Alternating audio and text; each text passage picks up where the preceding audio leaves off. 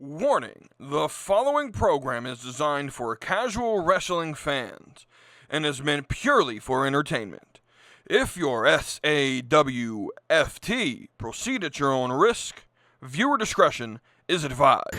Bad guy, asshole, people call me lots of names. Damn, I laugh so hard because they're all the same. Pack my ammo, trigger happy feeling grace. Can't lie, mans won't ever change.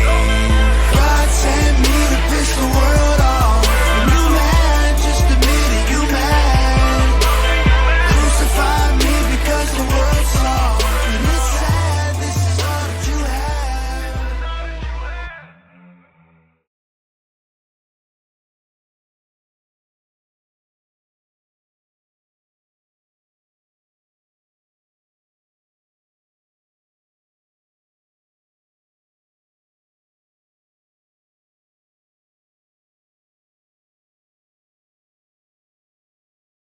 Yes, sir. What is up, everybody? It is your boy WETOODEEP. Look, if you're wondering why on the video, like the intro ends on YouTube, and I just stare at the camera for like 20 seconds, it's for whatever reason now. Whenever I start and click record here on this software, it takes a minute to play a 50-second video. So I don't know why it happens. So I just wanted to address that, so that you don't think that I'm just purposely staring at the uh, the camera like that. But anyway, let's dive on in. I'm WETOODEEP. For those who are new, we are here to address wrestling from an analytical perspective, a more casual perspective, and we're here to have a good time. And for if you're new, you came at the proper episode. These Friday episodes are the episodes where I talk about things that are happening in and out of the ring, and I rant on them. I just give my full-fledged opinion. On Tuesdays, me and my co-host DJ Wavy D have an episode. You can go and watch the one from this past Tuesday on the YouTube channel, or if you like audio, it's also on Spotify, Apple Podcasts are the two big platforms, but anywhere you can get an audio podcast, it is more than likely there. And so let's get into some of these rants that we are going to do. The first thing we are going to talk about is Miss Mickie James, who on the last Sunday, so about a week ago, on Sunday's episode of LFG, which I'm going to open up and say that I don't watch anymore. The reason I don't watch the show is, one, I can't watch it because I don't have A&E, and two, just based on like some of the clips that I've seen and other people talking about it, it just seems like it's more like match based and very little storytelling being told. And so if that's the case, I have zero interest in watching matches of nobodies who I don't know without a story being told, right? And so I don't necessarily care about the show, but I do want to talk about this quote that Mickie James said to one of the female wrestlers. I can't think of her name right now. It's the one from Ukraine, about her outfit. And basically it says it's very frustrating when women go out there and wrestle and all I see is their ass and I can't look past it. It's all I see. It's very distracting. Now, she said more about it, but that's the part of the quote that people are talking about. I want to talk about this because I've gone through sort of a range of feelings on what Mickie James said in this clip of this episode.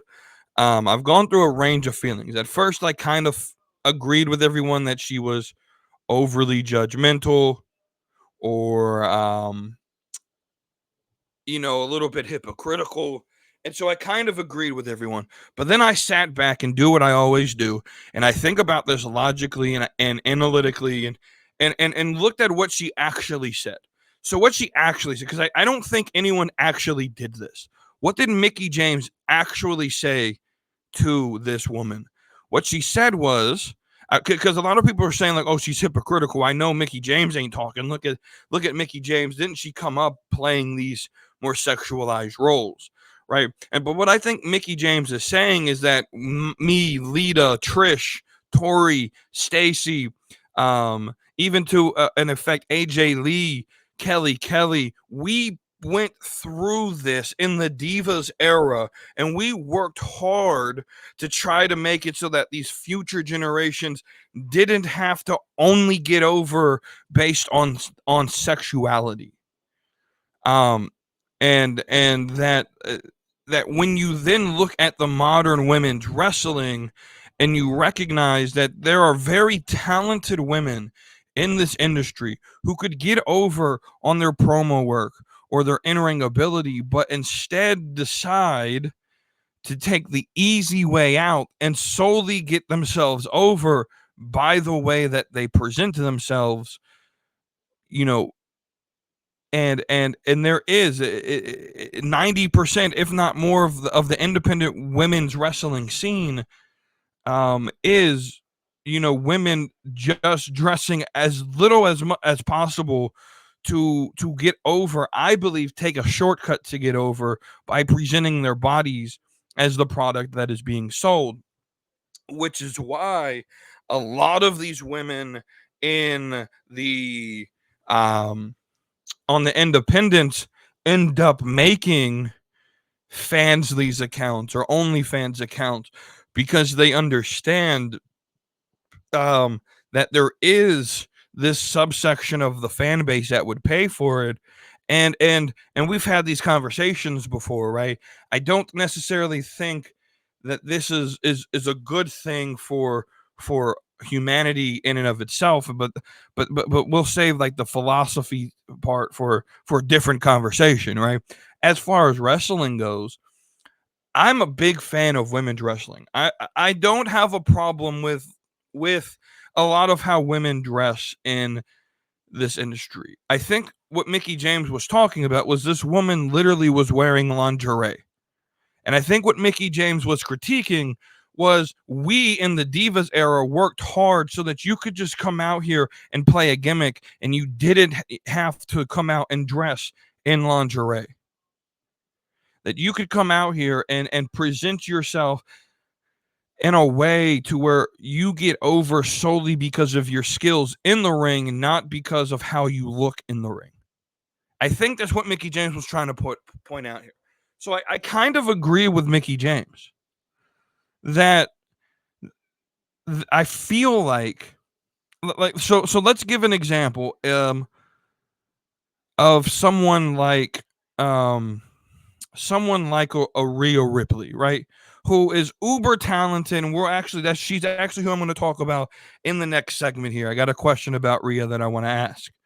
But Rhea is seen as uber talented, decent on the microphone, could get herself over promo wise, could get herself over in ring ability wise. Yet it appears that Rhea is at times, I'm not lying, it appears that Rhea plays to this gooner crowd of these sexual deviants on the internet who goon after her, and she plays to that crowd. Whereas early Rhea Ripley, what got Rhea Ripley over with me was that when I first saw her in 2017-ish, right, in the Mae Young Classic, was that she was 21 and she was better in ring and on promos than most of the women at the time in the wrestling world. And it was the in-ring ability that got Rhea Ripley over with me. What I feel now with Rhea Ripley is she's playing into this group of sexual deviants who view her as perfection, and she plays to that crowd, and she pulls the pants up a little bit so that her cheeks are showing, and all of that, right? And some people may not have an issue with that, but I do think what I will also say, because it's also been said to me, like, well, aren't you the same person who says that sex sells? And it may be interpreted that, but what I was saying is that being sexy sells, that it's okay to present yourself as sexy. What I don't believe is that sexuality or lives, and we'll talk more about this when we talk about AEW, because there was another example of what I'm talking about that happened in AEW this past Wednesday. But I don't believe that sex acts or, threesome kisses like AEW did with Tony Storm, Mariah May, and Shirakawa, Mina, right? I think was her name, right? Mina Shirakawa. Like I don't think that sells as well as people want to say it does. And if it does, I think that there's an issue with that, just personally.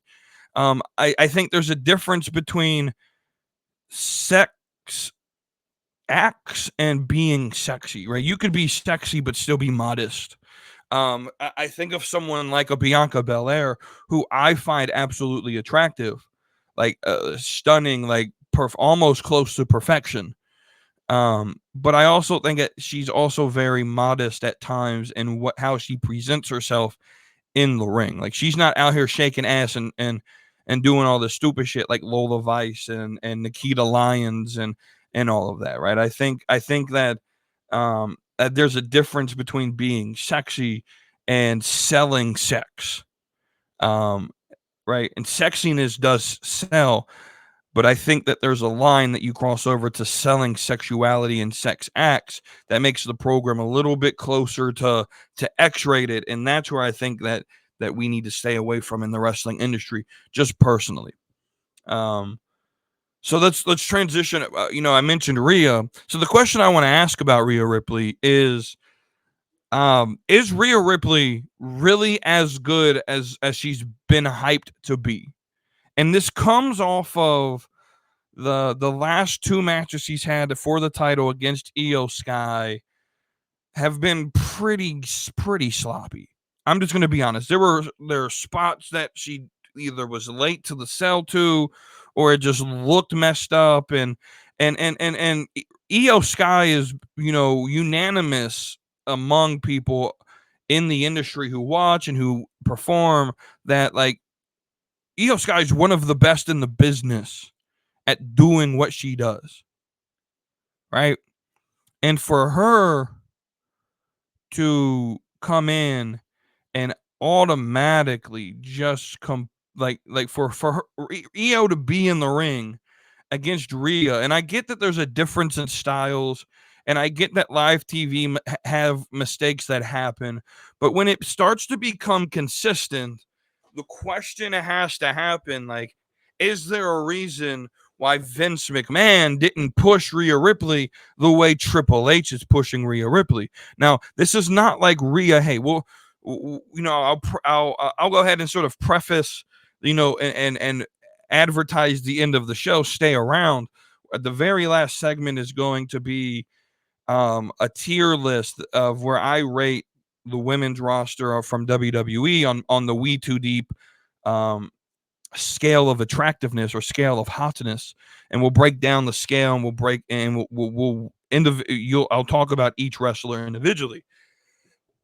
So I'll break down my rating of Rhea Ripley and stuff there. But as a performer, outside of the looks, I mean, she's decent on the mic. I'll give her that. Her in-ring work hasn't impressed me the last few months as maybe it did when I first saw her. And I think a lot of it, I'll be honest, a lot of it is the look. I think the same thing that the uber golf gooners on the internet find her attractive looking the way she does. I think her look is also what drives me away from saying that I like Rhea Ripley.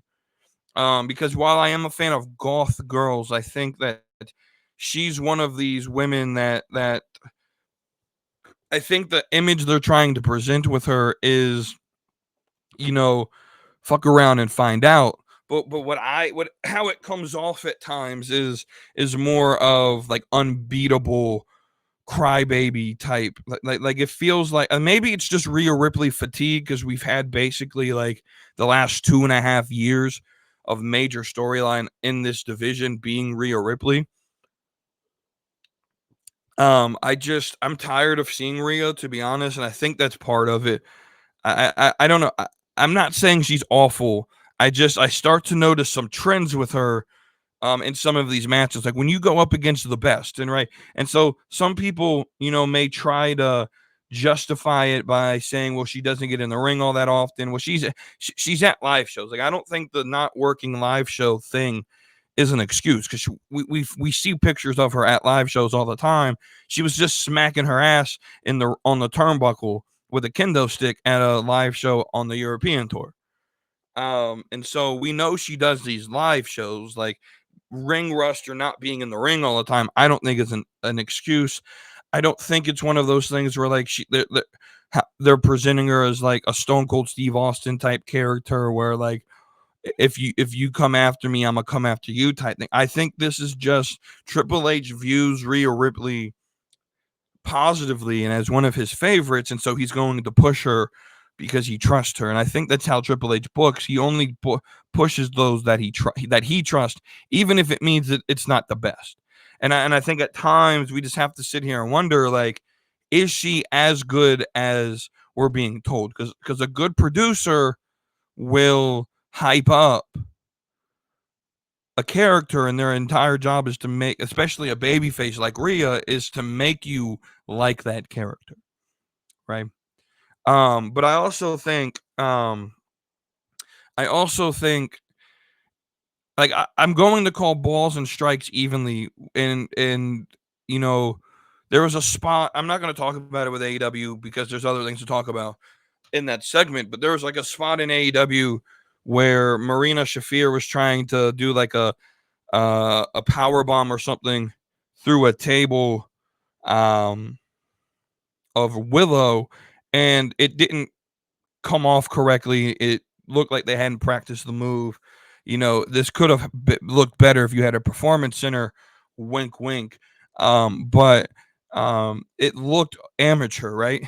And I posted this, and immediately, like, the responses in that Discord was, well, yeah, they're professionals. They're supposed to be able to do this at a high level.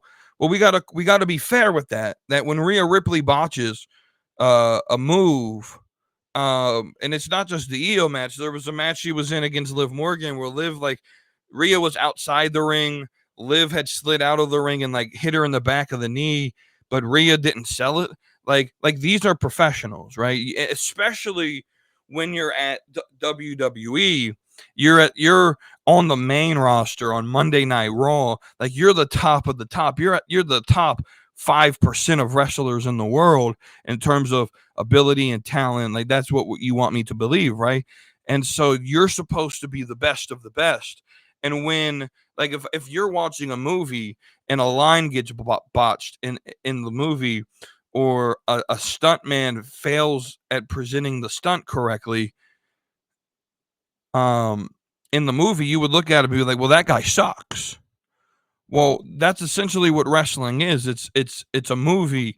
These guys are live actors and stuntmen and women, right? And so when Rhea doesn't do a stunt correctly, it makes the product look amateur, right? We have to be consistent among the product. Just because I like WWE and I don't like AEW doesn't mean that I can't be consistent and call out balls and strikes on both products, right? So Rhea is one of those where, like, I'm not going to completely write her off. I just question whether or not she's really this top dog that she says she is. She's lacking consistency in the in-ring performance aspect to me. All right, the next segment, I mentioned on Tuesday with Wavy D that I thought that the last 2 weeks of build towards WrestleMania have been pretty decent from a WWE perspective, much better than what we've been getting the first, I think, 8 weeks of this build. And so here's my problem. I still think it's too little too late. I still don't think we're at a place where I can say that the build of the entire show is exciting. There's elements in a couple stories that I'm excited for, but I think as an event as a whole, it's still lacking. It's too little too late for this Mania build for me. I still have to say that we went through, at this point, 2 months of build from Royal Rumble till now of this build towards WrestleMania with very little happening in the 8 weeks that we've had so far, right? And so I don't think that there's enough time to completely change the way, unless something very drastic happens, um, whether on SmackDown, or in the next 2 weeks of product, going forward. Unless something very drastic happens, I just don't see a world and where this build, is good for me or not. And so I do want to know your guys' thoughts on that. Um, what do you feel about this build, right?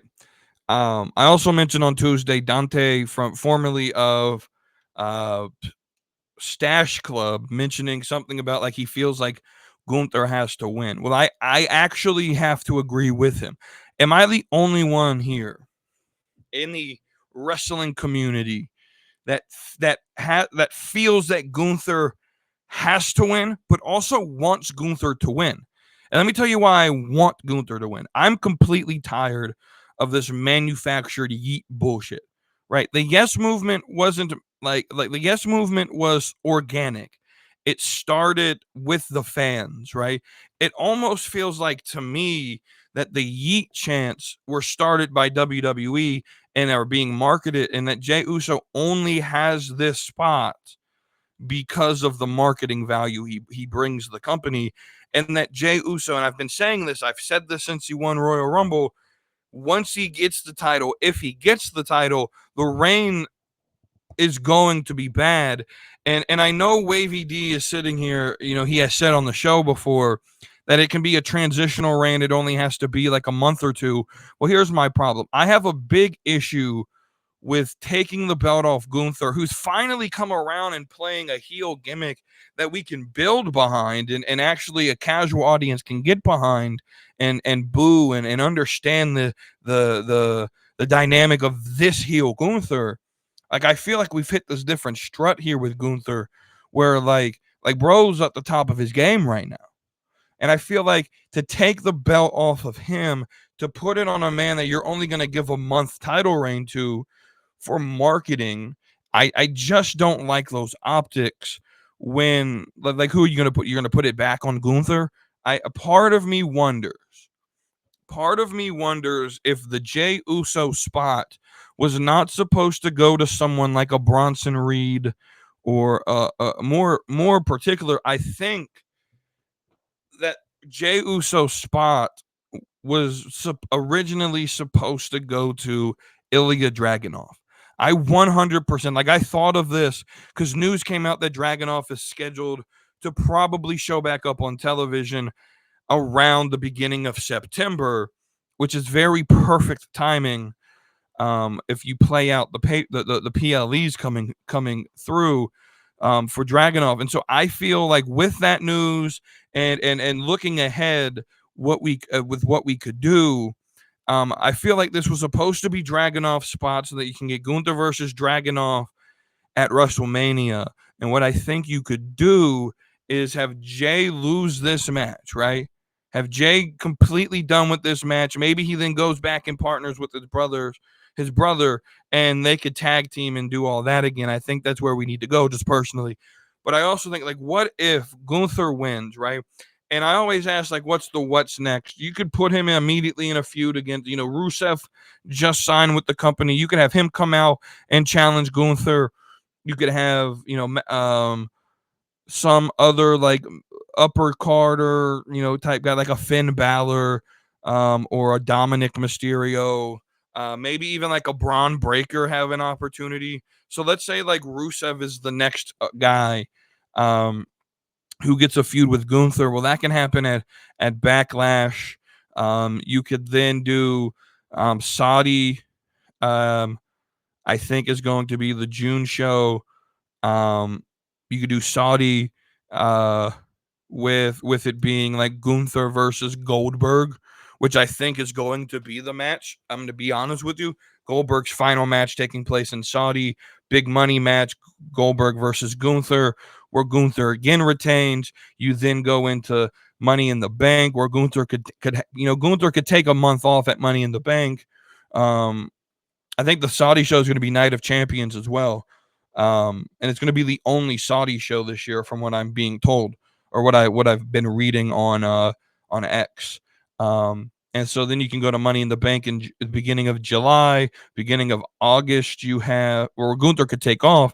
Beginning of August, you could have SummerSlam, right? August 2nd and 3rd is SummerSlam, where you could build some other guy, Braun Breaker per se, or somebody to fight Gunther.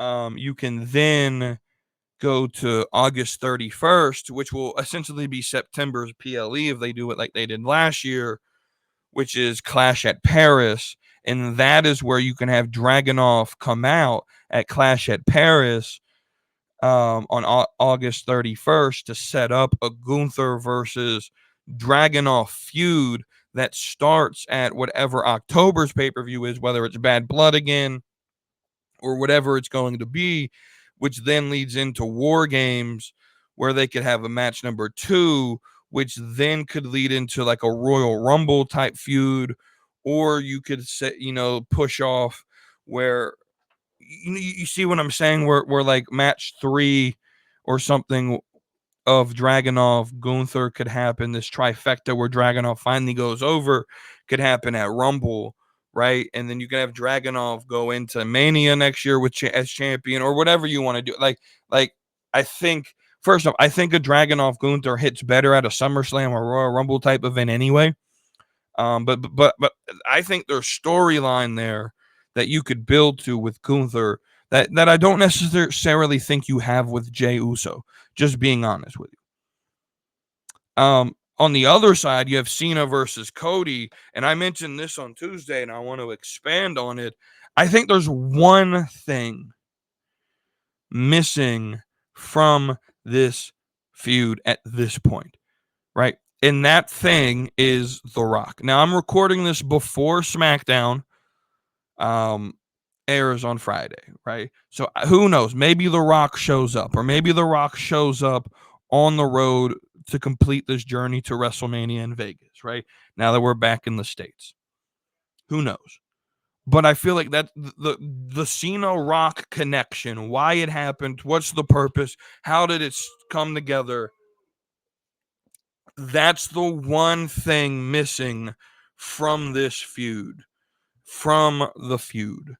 Yes, that's the one thing that I do believe is missing, and to me, this is the number one most important thing we needed to know. Right? Like, I don't care that John Cena is blaming the fans. I don't really necessarily care about that. I don't care that Cody Rhodes discussed him. Like, it feels a little bit elementary. What I really want to know is, John Cena, why did this make you sell out to The Rock?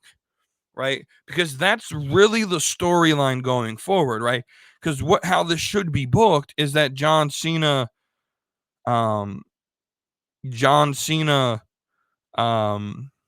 wins off of Cody. He wins 17. He goes to do Backlash, which is in St. Louis, which I would immediately do Cena versus Orton one final time. Have Cena win that match, right? Go into Saudi, and eventually you'll get to a SummerSlam where I would have, eventually the whole idea would be Cena versus Rock at SummerSlam, where Cena beats The Rock, and this whole story is that Cena realizes that he doesn't need The Rock to maintain the title, that he's done serving The Rock, because the one thing that The Rock promised him that he wanted, he got. So there really was no purpose any longer for him serving The Rock, because he got what he wanted, right? And I think that's also how you can turn The Rock back to being a babyface, by the way, so that The Rock can come out and not have to continually break kayfabe, and then he could be friends with Cody Rhodes. And what a turn of event, even if Cody and Rock then team up or whatever. Who knows how you could go through that, but That's the one thing missing is what is the whole purpose of the connection with The Rock? Because that's really the longer play story that all of us are interested in. No one really cares about uh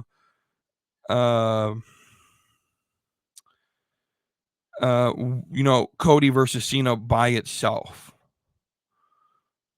What we really care about is Cena Rock as a partnership. Right? That's what we really care about, is why is the partnership here? What's everyone's role in this? Is there a third person? What's the point, right? Um Next little thing I want to talk about is some NXT thoughts. Now, I'll be honest, I haven't watched this episode of NXT. I've just seen clips of it. And so the first thing that I want to talk about is whatever happened. Just a random thought. Whatever happened to Bayley versus Roxanne Perez? Like, did we just drop this story? Like, this should be on the stand and deliver card, right? This should be on that card, right? Mm, the next thing, and this is really the next thing that I want to talk about, and I hardly ever rant on a booking decision from Shawn Michaels, right? Because I think a lot of times Shawn Michaels is very logical in how he books. Bro, Shawn, I gotta call you out on this one. I gotta call you out. I gotta be fair. I gotta call you out on this. What in the blue hell was the entire purpose of making Stephanie Vaquer a double champ, celebrating with an entire episode dedicated to how good Stephanie is by defending both championships, only for the next week to strip her of the damn North American Championship? It makes zero sense to me, Shawn. What the hell are we doing? It makes zero sense. Now we get a 6-woman ladder, and I'm sure these matches will be fun to determine who's in it, and this match itself would be fun, and all that. But what are we doing? Like, why couldn't we just say Julia, or why couldn't Julia just lose the North American Championship and put over Fallon Henley again, or something? Like, you had I don't know, I feel like you could be more creative in how you booked this. What I think happened is that Julia is actually injured. This surprised everyone. So now you had to put the main belt on someone credible. And really, at that point, the only person credible to beat Julia is Stephanie Vaquer. And so with that, now you have to find a way to strip her of this other belt. And what I feel is rather than take the creative booking method, you just chose to strip her of it and then run a ladder match. I'm not the biggest fan of this decision, if I'm being honest. Next thing that I want to talk about, as far as NXT, the only last thing, again, I haven't watched a full episode, but I know Ricky Saints won the men's North American Championship off of Shawn Spears, was attacked by Ethan Page, and the show ends with Tony fumbled chance again. And then, so now all these AEW fans, because Dynasty is this week, all these AEW fans are saying, we can do, when Swerve wins the title, we can go out there and be like, Hunter fumbled. Guys, let me tell you something. Hunter wasn't involved in the booking of Swerve Strickland. So if you want to go out and chant Hunter fumbled, he's going to laugh his ass off, just like I would, because that makes zero fucking sense. Vince was the one that fumbled Swerve Strickland.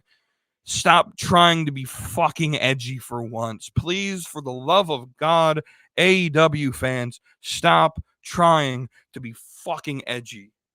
Because that's what I feel. That's what they want to feel important. They want to try. They want to make themselves feel important.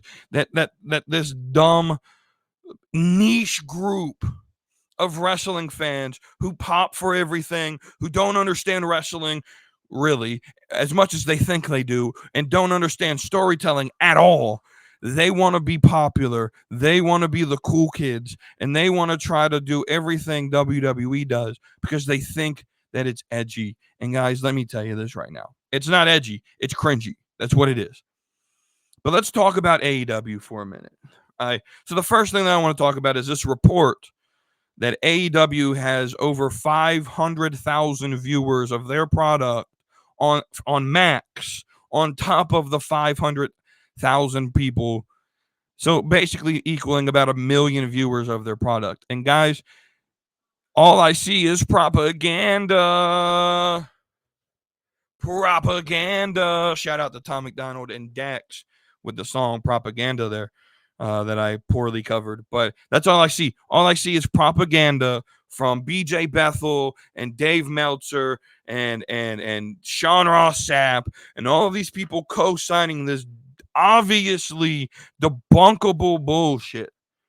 There's Max doesn't even know the number. Like, if you click on the article, it says that there are top execs in Warner Brothers who don't even know the numbers on Max. How the holy fuck am I supposed to listen to whatever source BJ Bethel has?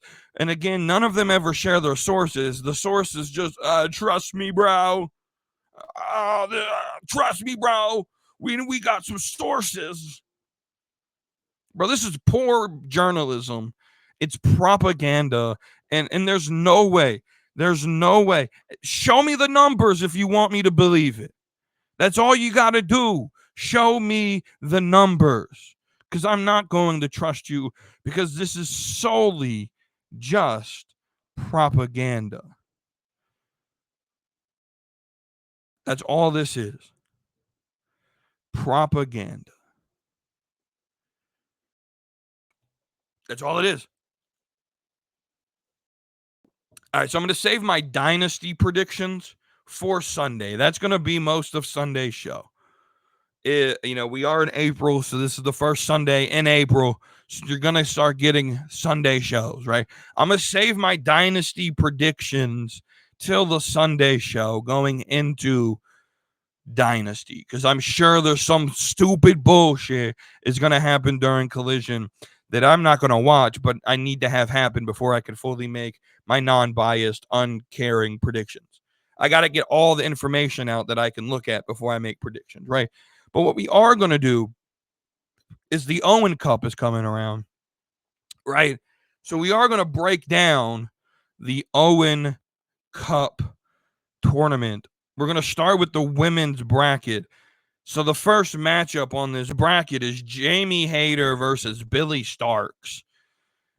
A match that they just ran on a Collision, by the way. So why the holy hell do I care about this match? Billy Starks will win this match in my prediction.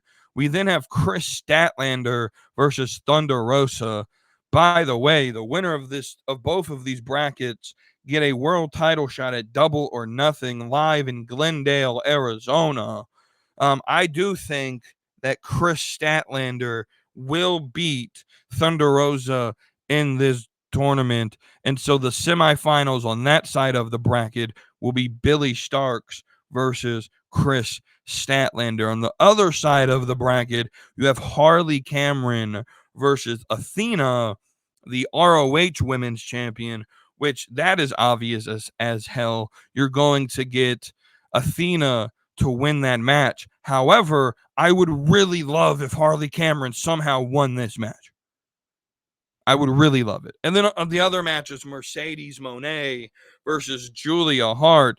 And you'll be a damn fool if you believe Mercedes Moné is going to allow herself to lose this match. So I do believe we'll have Athena versus Mercedes on the semifinals. So Chris Statlander versus Billy Starks. I think we will get Billy Starks in the finals, and I think we'll get Mercedes Moné in the finals. And the finals of this tournament will be won by, in my prediction, one Billy Starks. Where Billy Starks will then go into Double or Nothing to fight Toni Storm for the championship, and some sort of feud where Athena gets back at Mercedes, right? And then we can build towards All In, where I believe it will be Athena versus Mercedes and Thunder Rosa versus whoever the women's champion at that point is, which I do believe will still be Toni Storm. Either way, I don't see the winner of this bracket winning the championship at all. All right, let's move to the men's side of the bracket.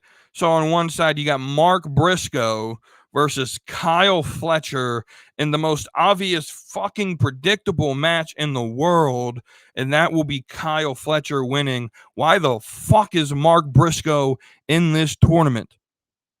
This dude's in tournaments every single time they have tournaments, and he loses. He does absolutely nothing to earn his way into this damn tournament. Every time I see Mark Briscoe on the TV, he's going on a promo, or he's losing a match. The fuck is Mark Briscoe doing in this tournament? That's crazy.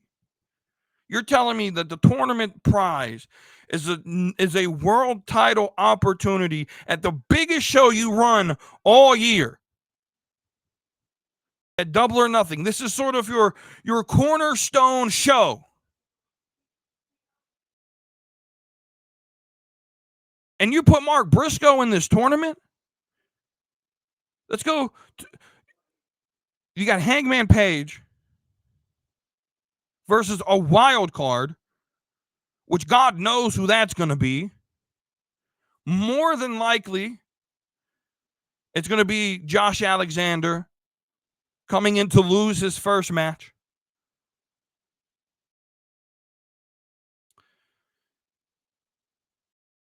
Either way, I don't think it will be Josh Alexander, by the way.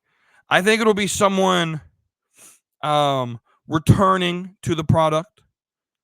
Not quite certain who that could be. I also think it could be like a Cedric Alexander, who, again, makes zero fucking sense to have him come in and debut and lose to Hangman Page. Either way, whoever's fighting Adam Page is going to lose. Adam Page, we're just going to go ahead and say this. When it's Adam Page versus Kyle Fletcher, Hangman Page is going to the finals. Well, let's go to the other side. We'll start at the bottom. You got Brody King, who finally won a match on a Dynamite, finally, only to face Kanuska Shukatuki Takashita Take a Shit, however the fuck you say, Kanosuke Takeshita, so that y'all aren't offended. In a match where Brody King should win the whole damn tournament because he's one of the most over organically guys on the damn roster. But you're going to have him lose to Takeshita, of all people. And then the final match of this first round is Will Ospreay versus Kevin Knight. And if you've never watched this product before, or hell, if you're a casual AEW watcher like me, you might be having the same question. Who the fuck is Kevin Knight? And why all of a sudden has this man been pushed to the fucking moon when 7 days after he signed the dot on an AEW contract, he's in a tournament to win the biggest prize in the damn company? Who the fuck is Kevin Knight? And why is he facing Will Ospreay? And get this, his match against Ospreay, this first round match of a tournament, is on the damn pay-per-view on Sunday. Because that makes total fucking sense. This makes total no sense at all, if we're being honest. So let me ask a genuine question. Okay, Will Ospreay's winning. Your final will be Will Ospreay.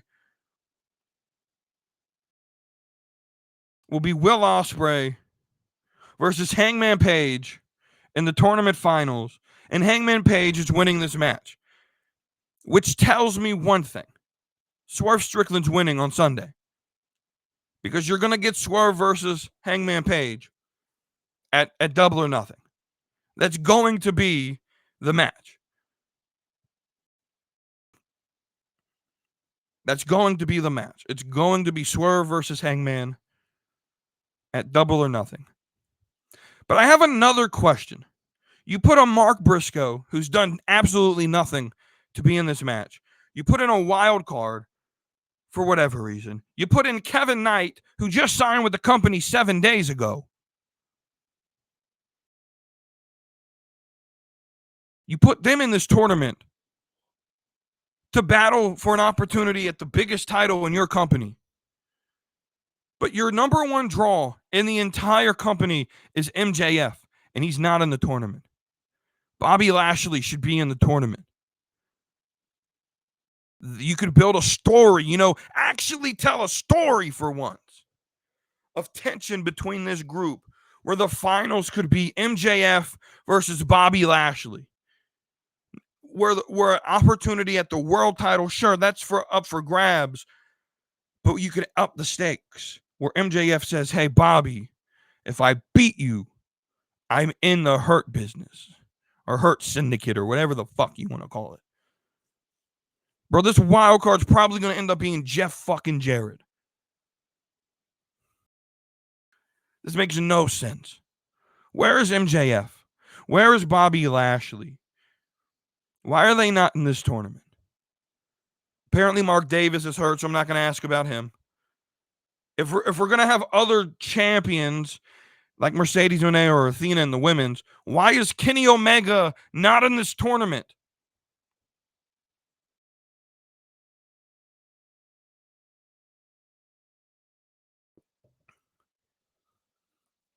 Why are there zero stories being told? None of this is even any entertaining at all. Oh, wait a minute. Pause. This is the winners get a... Okay, yeah. That's what I thought. The final... Let's read back. See, James told me the wrong information. He told me that the title match is at Double or Nothing. The tournament final is at Double or Nothing, which is what I thought. The winners get the title shot at All In. Guys, that changes see my entire prediction just changed, because I should have just done my own research. James told me false information. No, this is obvious what's going to happen. I got to change my prediction. For the women's. For the men's, it's going to be the same. Hangman Page is winning the tournament because he's facing Swerve at All In. That's going to be what happens. The Cowboys going to win in Texas. But I got to change my women's prediction now, solely because James told me the wrong information. Mercedes still beats Julia Hart. Athena still beats Harley Cameron, with Mercedes beating Athena to go to the finals. Same on the other side, Billy Starks but here's the thing, it's going to be Billy Starks versus Thunder Rosa. Thunder Rosa's going to the finals, so it's going to be Thunder Rosa versus Mercedes Moné at Double or Nothing, where Thunder Rosa will win to get her title opportunity at All In. That's exactly how this is going to be booked. See, James gave me the wrong information, because he told me that the title opportunity was at Double or Nothing. He lied to me. Sorry for that confusion. Probably should watch the show and do my own research. That's on me. But you get it. Thunder Rosa's winning the women's. Hangman Page is winning the men's. Highly fucking predictable tournaments here. And And that's that. The last thing to talk about with AEW is that Darby Allin has finally scheduled his ascent up Mount Everest, which will be April the 15th. It'll probably take him a few days to get up to the top, if he even makes it, by the way. Which means that by the end of this month, I expect to see AEW doing a 10-bell salute for Darby Allin, because I'm sorry, this is the dumbest fucking thing I've ever seen anyone do. I'm sorry. I get people have thrills and are seekers and they want to get this adrenaline.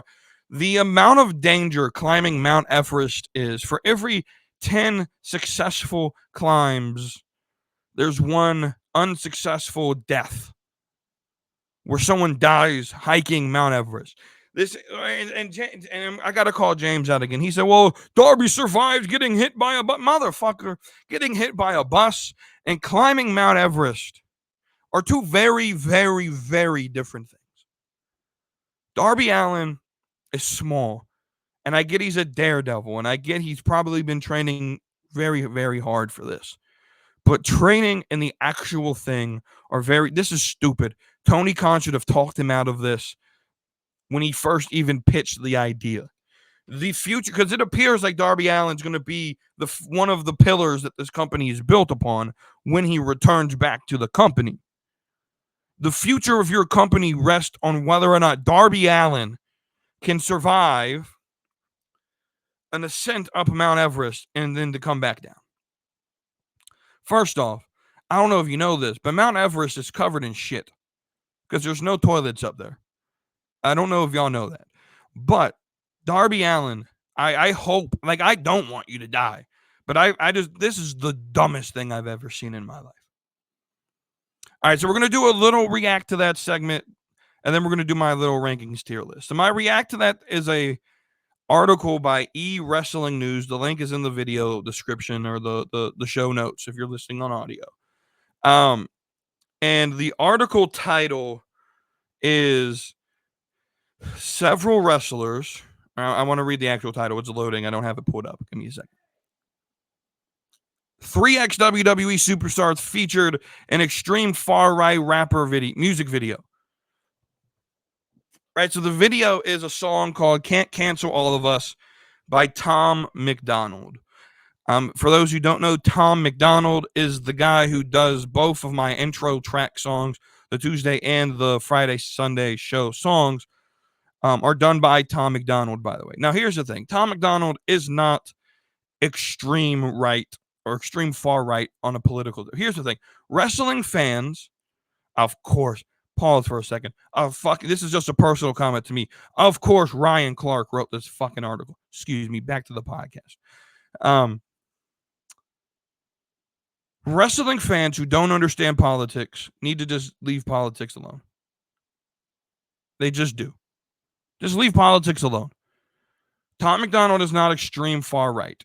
He's just not, the traditional wrestling fan, like uber liberal type supporter, right?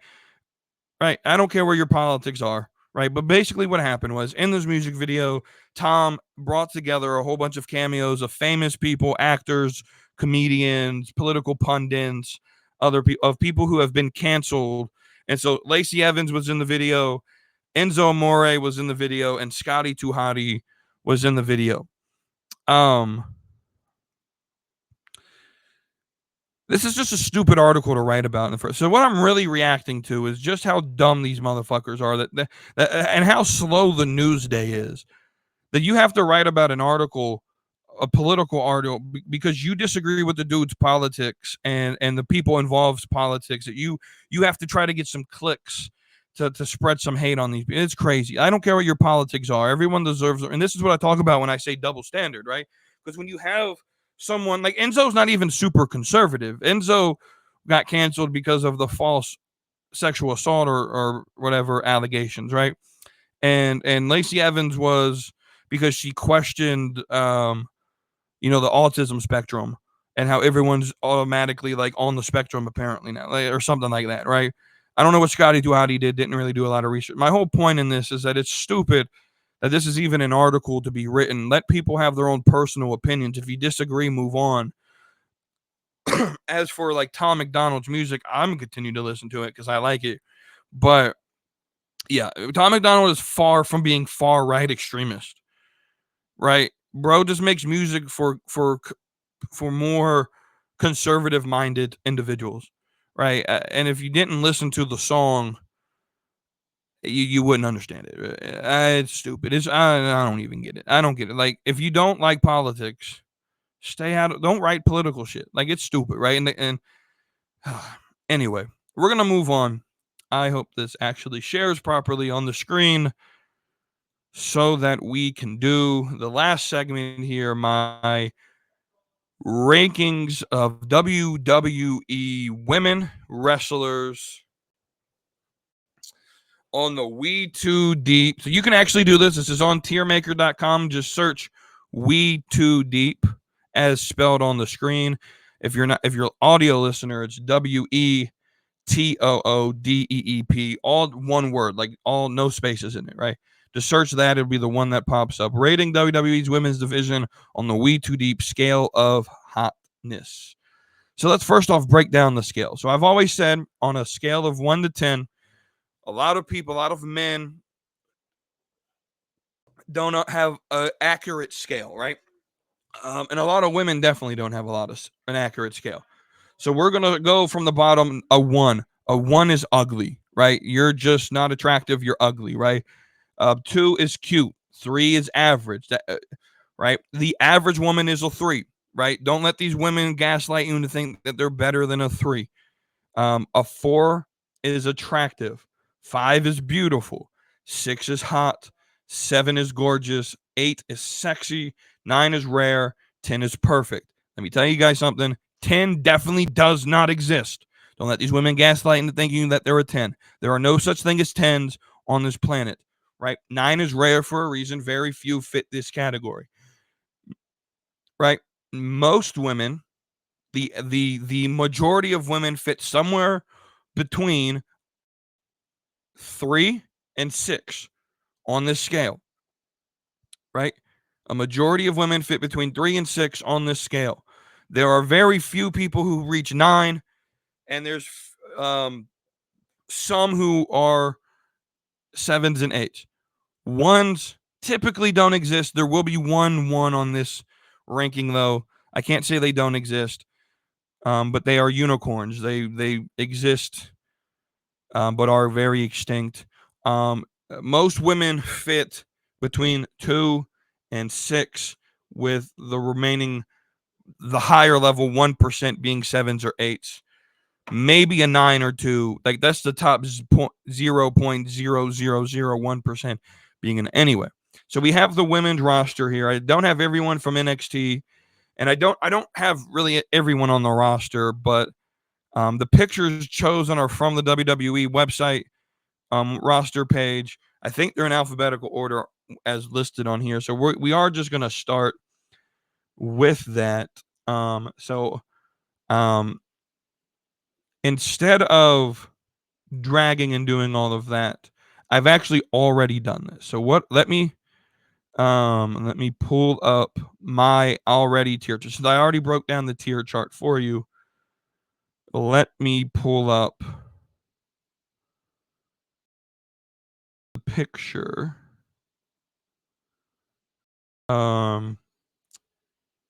of my tier list for you.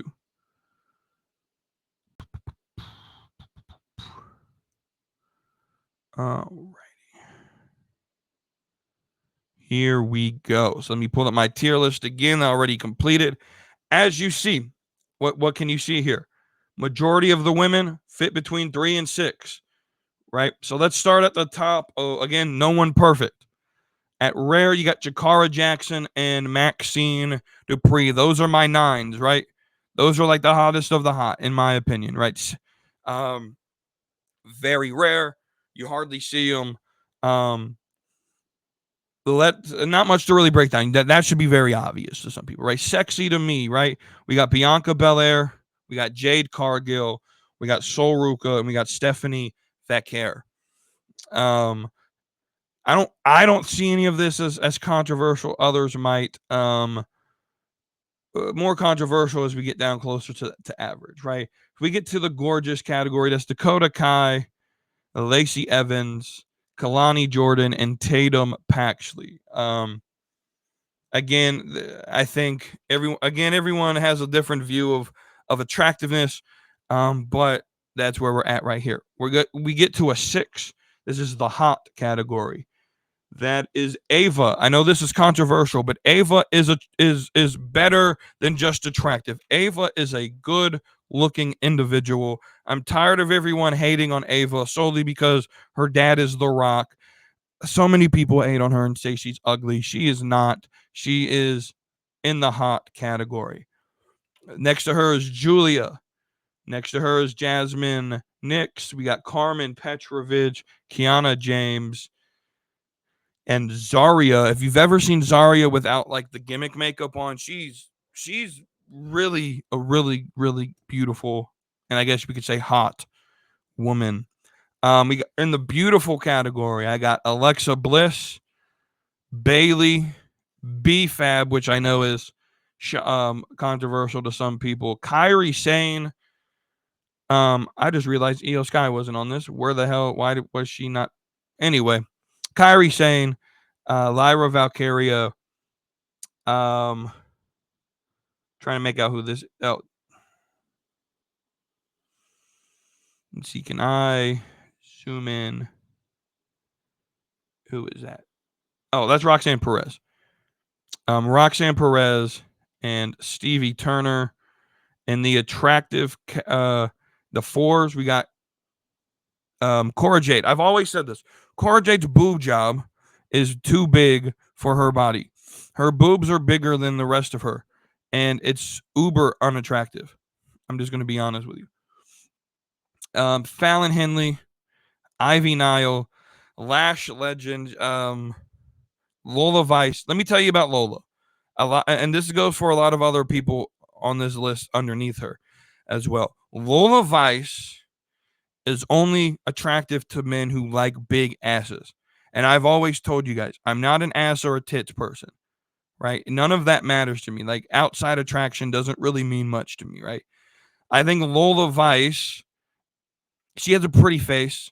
She has a cute voice. Like I'm a voice person. I'm like a legs like I like long legs. I don't care about the right. Lola Vice's ass is there's a difference between like jiggly, like fat, like with an FAT, and like a thick, where it's just like it's like I like firm muscular asses over jiggly like fat asses, right? Beside her, Raquel Rodriguez, and then Ren Sinclair. In the average category, Becky Lynch. And we're gonna go back up for a second because I called in the 5s. I called this B-Fab. That is not B-Fab. That is Izzy Dame. I do want to apologize for that. Again, I don't see her on TV that much, but so that's Izzy Dame in the 5s next to Bayley. We got Becky Lynch, B-Fab, Candice LeRae, Gigi Dolan, and Jada Parker right next to her. Both of them same sort of thing as Lola Vice. They got big asses, and these men just like big asses, right? And so if we're being real, they're not. I mean, I will say this with Jada Parker. She got a slim waist, which I do find attractive. But I don't know. She's not one I see on TV that I immediately am drawn to. Like, oh, she's uber attractive, right? Jordan Grace is average looking. Just being honest. Kaden Carter. Excuse me. That's Katana Chance. Katana Chance. Liv Morgan. I know this is uber controversial, but let me guys go to Hooters. Go into Hooters. Count the amount of waitresses. Take pictures of them. Send them to me. Please don't bother them. But I promise you, you go to your local bar, whether it's Hooters, we got a place here called Twin Peaks. I'm sure you guys have those as well, or Hot Shots, or go to any bar. You will find 8 women, and I say this a lot, that look exactly like Liv Morgan. Liv Morgan is average. She is not more than anything but average. Next to her is Naomi. This is probably the the most offensive or controversial one, Rhea Ripley is average looking. And a lot of it, yes, is the tattoos. That takes away a lot of it. I told you this. If Rhea Ripley got rid of all the tattoos, she'd be sitting right up next to Zarya or Tatum Paxley in the 6 or 7 category. But Rhea Ripley got the tattoos. She dyed her hair black. She tried to look like Chris Motionless. I'm sorry. She's mid. She's average. Shotzi Blackheart, for most of the same reason.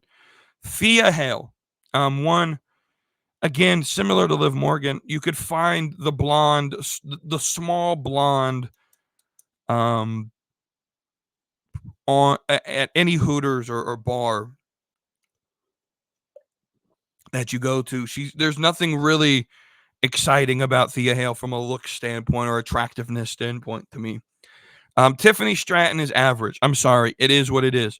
She was pretty to me. Like I think if you got rid of the boob job, she probably would be on the 5 level, if I'm being honest. But the boob job just sort of threw it away to me. I think she got some lip filler and stuff too. She doesn't look attractive to me anymore, right? She's just average. Your average blonde white girl, right? And then Zelina Vega there. In the cute section, we have Alba Fire for self-explanatory reasons. Charlotte Flair, I don't know what the hell she did when she left and came back over the year and a half that she was gone. I don't know what the hell she did, but I used to find her somewhat attractive. Not anymore. Charlotte Flair is a 2.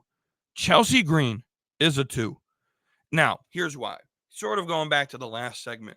When a wrestler puts out their personal opinions on matters like politics, I told you guys, like from a look standpoint, Chelsea Green is, yeah, she's a looker, right? She is cute. But once I get to know you personally, and I know your personality, and I know who you are and what you stand for and all of this, that goes into my attraction of you. I don't find Chelsea Green attractive at all, solely because she's a loudmouth. She comes off ignorant on Twitter. I'm just going to be honest with you. That's just how I feel. We're not going to get into those issues, but I lost a lot of respect for Chelsea Green and from an attractiveness standpoint. You got to also understand that a lot of this comes into what do I think of your voice? What do I think of your, do you have long, legs, thin waist type thing, right? So next to her is Kaden Carter. You got Meechin, you got Natalia. Those are self-explanatory. Zoe Stark is self-explanatory. Piper Niven and Nia Jax are self-explanatory. And ones rarely ever exist, if ever. I typically live by the principle that ones and tens don't exist. But in WWE, there is one, and that is Shayna Baszler. If you find her attractive, you got some issues. That's all I'll say. So there's that. That's the podcast, by the way. Thank you all for watching and listening. I hope all of that played out well for you on screen. With that being said, my name is WETOODEEP. I'll see you on Sunday with another episode. We will be doing Dynasty predictions. Until then, y'all have a great rest of your day. So hit that subscribe, come along for the ride. AEW, WWE, we're always on side. From fantasy booking to baddies that slay. Slap and meet wrestling every Tuesday.